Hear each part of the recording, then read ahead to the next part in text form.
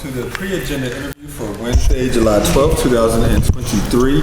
We have one appointment to the Planning Commission, and that member will be Melanie Ngami. I hope I pronounced your name correctly. Please come forward at this time. Have a seat at the table.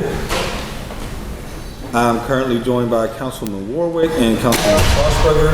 I'm going to ask the clerk to please read the title of the bill. Bill number 1632, resolution appointing Melanie Ngami as a member of the Planning Commission with a term to expire June 30th, 2029. And so what I'll do is just ask you to introduce yourself, tell us a little bit about yourself, and why you're serving on the Planning Commission. Hi, my name's Mel Ngami. Melanie is the long way of saying it, but I go by Mel. I am I've been, basically, I was planning on joining the Planning Commissioning from the perspective of an architect. And I am trained, I've been trained and practicing architecture for the past 12 years. Also, I went to Rensselaer Polytechnic Institute. That's where I got my degree for 5 years. From there, I worked for BCJ and GBN. I have also taught as a professor at the University of Pittsburgh and Carnegie Mellon University. And I am also an active member on the AIAPA board, which is the American Institute of Architecture, Pennsylvania board. So, yep, that's what my kind of experience is as far as like what I've done. And I've worked on projects around the city. Most of the work that I do is in community development and higher education. So a couple projects that are in the works that people might know of is the one in Larimer right now that is currently being constructed. That's one of the projects that I'm working on more diligently at this moment. So, thank you. Is there anything from members? Councilwoman Schlossberger. Thank you for your willingness to serve and for being here today and for your patience with us. I will simply ask, is the perspective you're bringing, do you believe something that is filling a gap currently at the Planning Commission to the extent that you are aware of that? And my other question is there anything that you've witnessed the Planning Commission take positions on up until this point, or a direction that it has gone up until this point that you would seek to sort of change in any way or steer in a different direction? I guess to the first question about what do I kind of see my perspective bringing to the Planning Commissioning, I would say I think a lot of times that the Planning Commissioning is focused on the functionality of a design, and I think that is very important. But I think that there's also an element of humanity that we need to think about when we're looking at design and how design influences people and where their emotional state is in context of that design.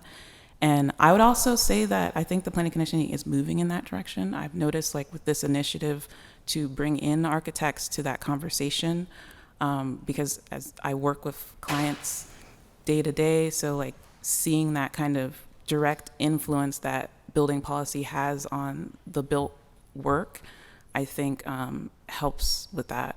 So I guess that would be kind of summarizing very quickly, not to. That's great. I have no further questions.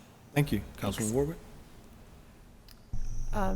Yeah, I'm sort of curious in the similar vein, sort of what would be your niche. Different members of the commission have different areas of interest, whether it be, disability access or community engagement, or, everyone kind of has. So that's interesting, and I'm glad that you'll be bringing that. I guess just one question, two things. One are there any, do you have any thoughts sort of on development in the city of Pittsburgh, positive, negative, just sort of overall trends that you're seeing, things that you like, things that you think could be done better? And then also, just out of curiosity, are there any particular developments that you really like? So, something that's new, that's gone up that you like and think, I don't know, for... Okay, so I guess for the first question about how do I feel about the way that Pittsburgh is handling it, to be fair, I've been in Pittsburgh for, just to give context, for 6 years. So I will say I'm on the shallow end as compared to a lot of people who've been here for 10 plus years. I haven't reached the 10 mark yet. But in context of that question, I would say from what I'm seeing, I think inefficiency is probably where I would say an issue, more so on my end, when it's like going through like the process of getting your reviews and getting things through and like getting on board with the project in context of the funding. I think there's kind of a disconnect sometimes where it's like we need to get the funding out and we have so much time, but then like to go through the city review process takes so much time. And I find ourselves planning a lot of our work and design around like time to get through the city. Like that's the major point. But like it's kind of a interesting issue because like you need to think about like who is doing the work, and there's a lot, like you can only do so much, you need manpower and you need time to do that. And so I don't really put that as an intensive kind of critique, but it is one of the critiques I think is something to look at. As far as a development project that I like in the city so far, I can say there's a project that I thought was nice, and then I looked more into it, and then I kind of felt bad, if I could say. And I think that would be mainly, and I'm going to say this, but not to say that to shade it, because I have gone to this place, but I'll put this out there. I'll say this is the Whole Foods area that just got developed. I would say I was happy when I saw it go up, but then when I looked at the context of how there was an apartment building that used to be there that's gone now, there were a lot of protests that happened that apparently got ignored. And then on top of it, there was a mural that was there that used to be like, we're all here together in East Liberty. And that got removed. And all of that happened like right before this project came up. And I'm like, I understand that when we're working on design, it's like we can be in our own little world. But it was like all that context around that kind of development kind of hurt my soul a little bit. And I'm just watching all because I live right across the street from it. So I'm just watching all this happen. I'm just like, wow, that's not great. I was really happy that there was a Whole Foods closer, but at the same time, I was conflicted because of everything that got displaced from it. So I would say that's kind of where my soul is for a lot of developments. Thank you. Thank you. I don't have any questions.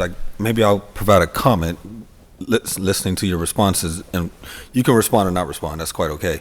But your response to Councilman Strasburger in terms of having design reflect how it speaks to people and not just you're just building a pretty building, but how does it reflect the actual community itself?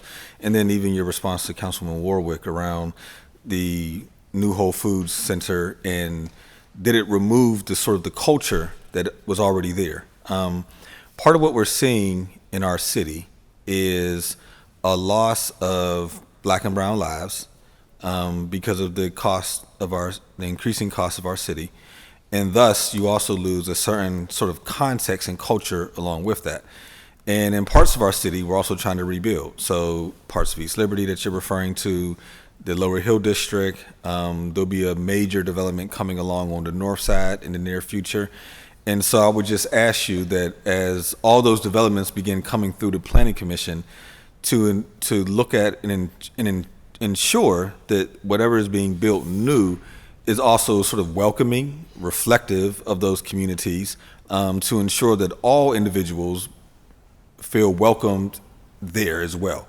And so I do believe that those developments should be reflective of both what was there as well as what's the best to come, right?